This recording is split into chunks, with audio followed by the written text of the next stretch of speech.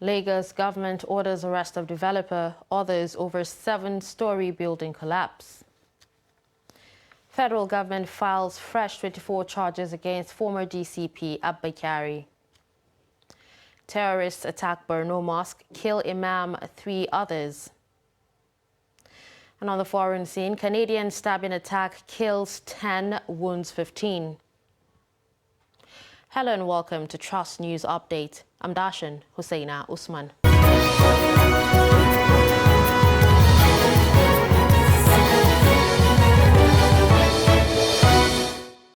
And now the news in detail. The Lagos State government has ordered the arrest of the developer and other building professionals working on the collapsed 7-story building in Victoria Island area of Lagos State. The order came from the Lagos State Commissioner of Physical Planning and Urban Development, Idris Salako, during his visit to the site on Sunday. According to the Commissioner, the developer and other professionals violated the state's planning laws. The Commissioner said investigation has been initiated to determine the cause of the building collapse, adding that police are on the trail of the developer and all professionals include or involved in the project, such as architects, builders and engineers. He enjoined Lagosians to join hands with the state government in maintaining vigilance in the built environment by reporting any untoward developments in their vicinity. The federal government has uncovered 14 assets, including shopping malls, residential estates, polo playgrounds, lands and farmlands belonging to a former Commander Intelligence Response Team, Abba Kyari, a Deputy Commissioner of Police.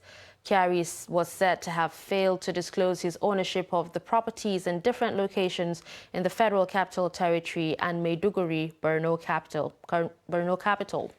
Over 207 million naira were also discovered in his various accounts in GTB, UBA and Sterling Bank.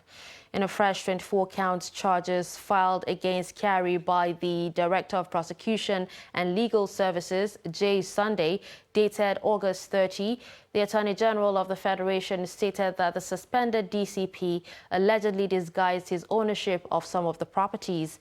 Also, the federal government filed separate 24-count charges against Kyari's former deputy, Sunday Ubwa, and Assistant Commissioner of Police, who is under suspension.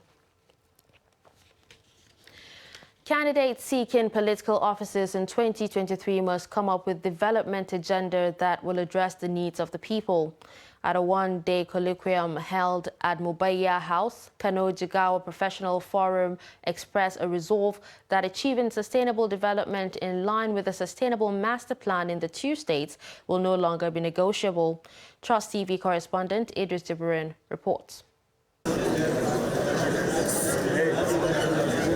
Organized by Kano and Jigawa Professional Forum, this one-day colloquium drawn its participants from all the political parties across Kano State with the aim to set a 10-year strategic development plan ahead of the 2023 governorship, national and state assemblies elections. This colloquium is intended, among others, to serve as a veritable platform for collaboratively generating ideas on identifying and agreeing on the critical issues facing the 2 states and their solutions.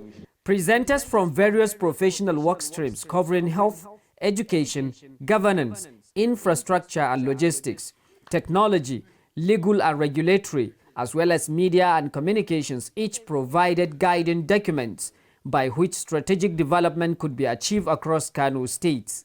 One important thing, health is on concurrent list.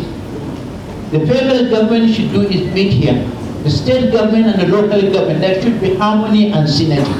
What we saw during the pandemic, the total disconnect between the federal institution and the state institution. Now, we should enhance this relationship to ensure that we have established a proper referral center. The way we, Mboko, try to reform the system is to say, integrate it into the Western education system. And that's the one thing that the people who patronize it don't want. Because they have a choice. They see a primary school, they take their child instead to a Quranic school.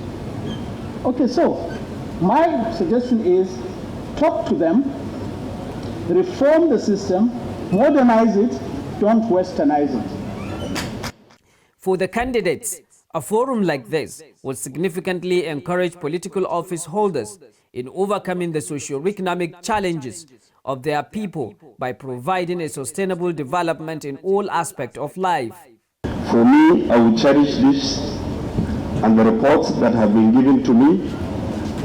I will make sure that I go through it, and I am urging all the participants for us to please go through these submissions and see the submissions, and by the time what Allah has destined on us happen, we should try and do the best out of it. At the end of this colloquium, all these political party candidates will be expected to be fully informed about the developmental needs of the people for achieving sustainable development across the state. Idris Jibrin, Trust TV News, Kano. The governor of Anambra State, Professor Charles Soludo, has been advised to step in and resolve the crisis rocking the All Progressives Grand Alliance, APGA. Chairman and one of the leaders of the party, Chief Edozie Njoku, stated this in a chat with Trust TV. According to him, if the disagreement within the party is not resolved, the party may go under.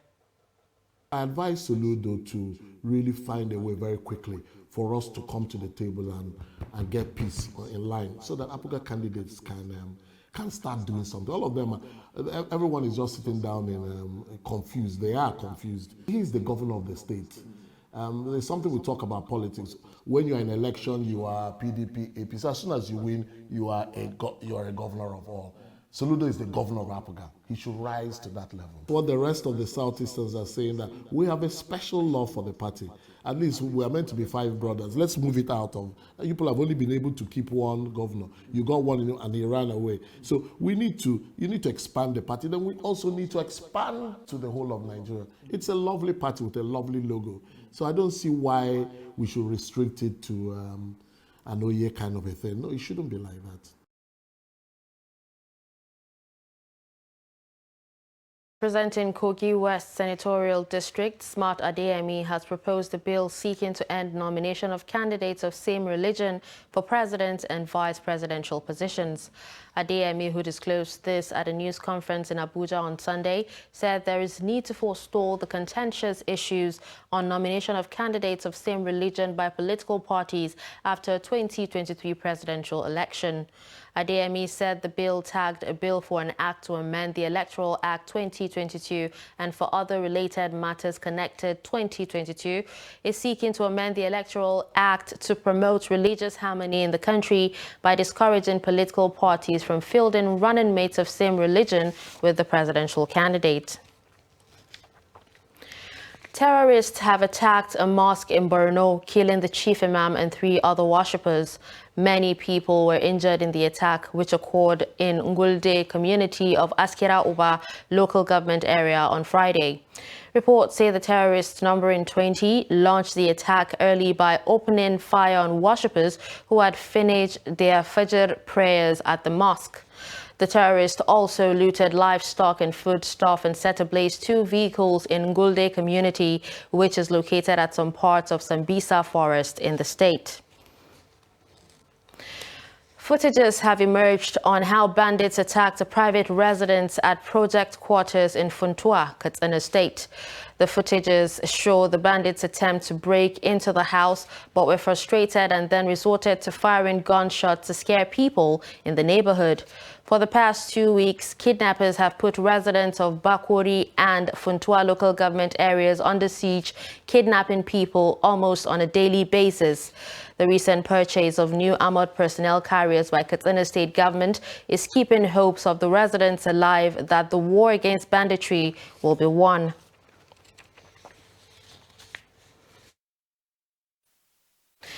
An Italy-bound 53-year-old physically challenged man, Ehariwem Emmanuel, has been arrested by operatives of the National Drug Law Enforcement Agency for trafficking in illicit substances. At the time of his arrest, Ehariwem was found to have concealed 5,000 tablets of tramadol, 225 milligrams in his luggage. Here's the report.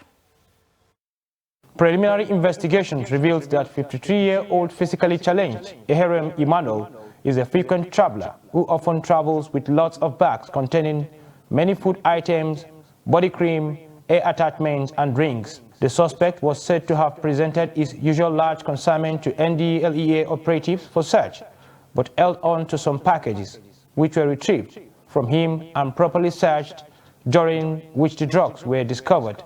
Meanwhile, in the course of the past week, NDLEA operatives raided a suspected clandestine crystal methamphetamine laboratory at Opik Estate, Agbara, Lagos.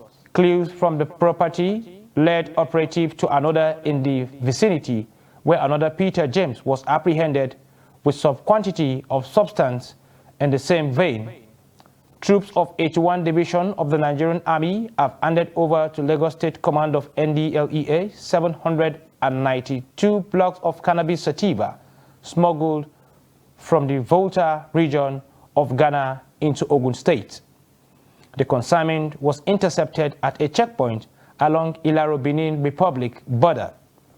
And in Niger State, NDLEA operatives intercepted a truck conveying animal feed from Lagos to Kaduna with 449 compressed block and 111 bags of cannabis sativa, weighing 1,531 kilograms, belonging to a dealer in Zaria.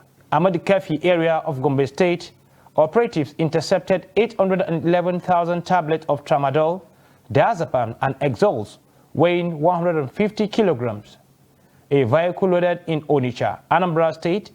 In Ondo, NDLEA operative combing the Alpha Forest in Akure North local government area for a drug lord have intercepted suspected bandits terrorizing farmers in the area. The suspected bandits were nabbed with 25 bags of cannabis sativa, weighing 296 kilograms, with explosive devices, 6 cartridges, 4 motorcycles, and assorted charms used in terrorizing farmers in the forest. And in the national capital, an Abuja-based businesswoman, Onyinye Nwoke, 38, has been arrested following an intelligence-led raid at her residence in Galadimawa, where operatives uprooted fresh stems of cannabis sativa plants grown at the backyard of the house. The uprooted plants weighed 18.4 kilograms, while 800 grams of cannabis sativa were also recovered from the house. Chairman Chief Executive NDLEA Brigadier General Buba Marwal, retired, commended officers and men and charged them to intensify the hit on drug cartels in Nigeria.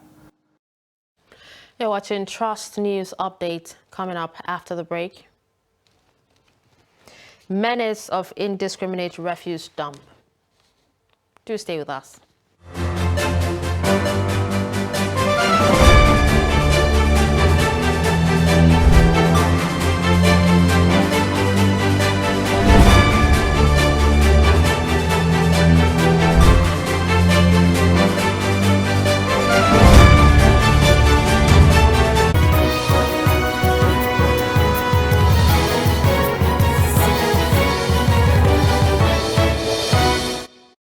Welcome back and thanks for staying with us. Let's take a look at some of our top stories.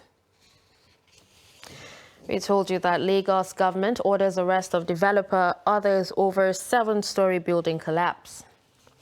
You also heard that federal government files fresh 24 charges against former DCP Abba Kyari.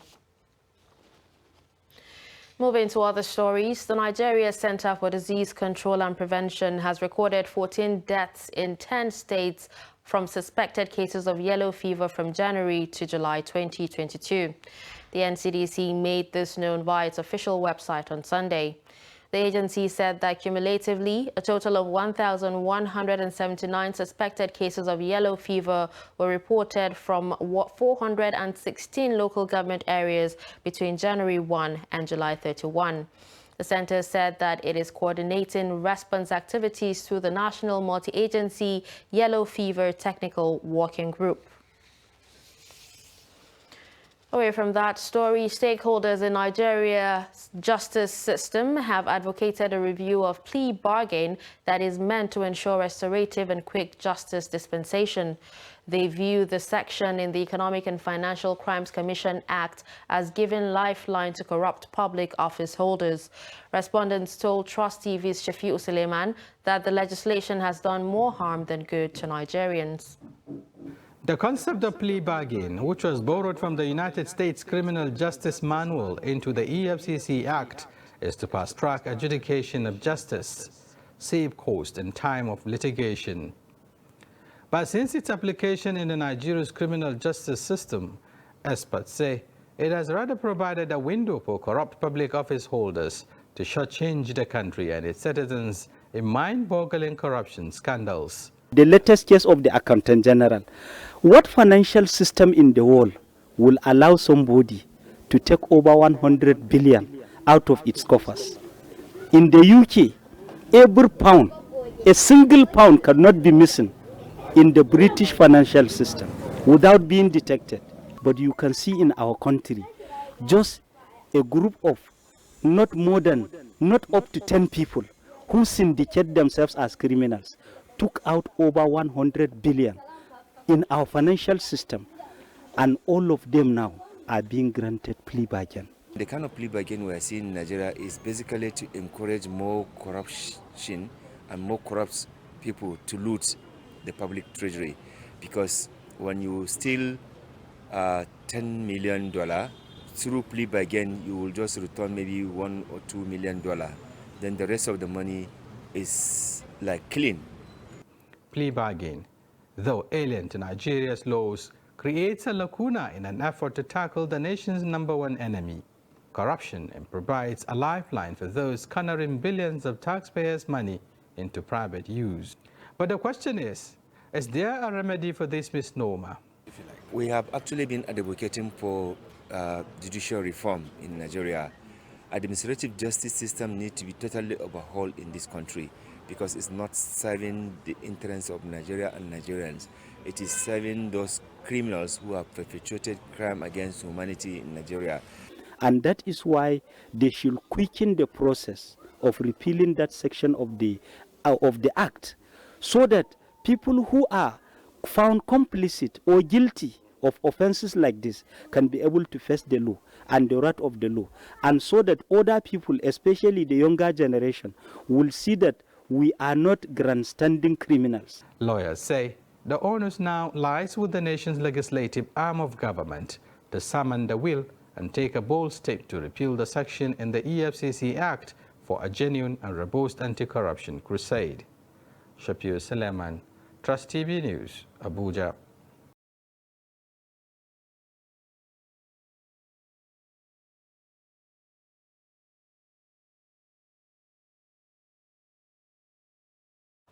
The water channels meant for drainages are not spared in this unruly behavior. It was discovered in most of the dumps visited that the activities mostly happen at night. Here is more on the report. The people seen around the refuse dumps in the daytime are scavengers for items, who are not guilty of any crime. Those who spoke to a reporter said the government has not taken any decisive role in evacuating the dump sites. Most of the dumps have been around for decades. To not wait for the government to get the environment need for them, because for the sake of your health alone, you are supposed to make sure your environment is kept clean. You make sure your dumps, your waste are being dumped where they are supposed to be dumped, and make sure there are no empty containers to hold water or stagnant water around. Those whose houses or places of businesses are impacted negatively by these mountains of refuse say there is little they can do to address the act. This is because government has not provided a policy direction or alternatives to manage them. And the reason why people dump refuge at odd places is simply because the government have not supplied the necessary facilities for them to be dumping their refuge inside. And most of the times the people are at fault as well, because they go around dumping refuge at night, because they know that in the day people will caution them because of what they have done. Some of the residents say it is toxic to live close to a refuse dump, as there are quite a number of diseases that can be contacted by air or water pollution emanating from the dumps. it is hazard to human health, because the people living around these places they dump refuge might end up picking one or two different diseases into their system, especially children that hawks around. Many of these children, they might pick things on this refuge and eat, which is not also good for their health. Some people have stream as their own source of water to drink. So if these refuse are drawn to these streams, it might lead to people having issues of diarrhea or cholera. What is worrisome is the fact that in all the sites visited, it appears no community has a plan in place to curtail the menace. Some have accepted the dumps as part of their neighborhood, even as there are no conscious efforts by the government to clear them. Pensioners in Osun State who could not get their pay after retirement have called on the state government to fast-track the payment process because many of them are sick and need money for treatment. Mostly affected are those that retired after the introduction of the contributory pension scheme, even though majority of those that retired earlier said they get their retirement benefits and are receiving their monthly pension regularly. Trust TV's Hamido Yegbade files the report. Retired workers of Osun State government have held a series of protests in Osogbo, the state capital, to demand payment of their gratuity and pension. According to the pensioners, the problem started after the introduction of contributory pension scheme, which forced many workers to leave the service. Some of the affected retirees who spoke behind cameras lamented that they were denied their benefit after serving the state for years. Some said they are sick, in pitiable condition, as well as unable to feed and buy drugs. A retiree, Remy Alabelewe, appealed to state government to fast-track the process so that the money can be paid to their pensioners. We want to urge the governor, Alhaji Gboyega Oyetola, to please assist and fast-track the payment of the contributory pensioners' entitlement vis-a-vis the 29.5 months salary. We want to appeal to the incoming governor too to please adhere strictly to his campaign and the manifesto as agreed with the contributory pensioners. Other pensioners, Richard Akintade and Lai, who retired before contributory pension scheme was introduced in the state, said they received their gratuity and that they are getting their monthly pension. The situation is getting worse and you have more people on, sorry to use the language, death row, because a lot of people are sick and they don't have the fund to take care of themselves because the government has made it a bit difficult for them to access both their gratuity, if it will ever come, and the monthly pension. Although the incumbent administration is trying their best, most especially on the issue of contributory pension, some are yet to get their home, while they are yet to collect the bond. Yes, so along the line, some have died. Yes, some are on their sick bed. Contributory pension was introduced by the President Obasanjo administration to address the myriad of problems associated with pension administration in the country. And finally, away from Nigeria, Royal Canadian Mounted Police Assistant Commissioner, responding to emergency call on Sunday, said 10 people have been killed and at least 15 wounded after 2 men went on a knife rampage in at least 13 locations in 2 communities in central Canada. Prime Minister Justin Trudeau said the attacks were horrific and heartbreaking, and the government was closely monitoring the situation. Police in Saskatchewan province, where the incident occurred, have issued a province-wide dangerous persons alert. And with this, we've come to the end of Trust News Updates. Connect with us on all our social media platforms. I'm Darshan Hussaina Usman. Thanks for watching.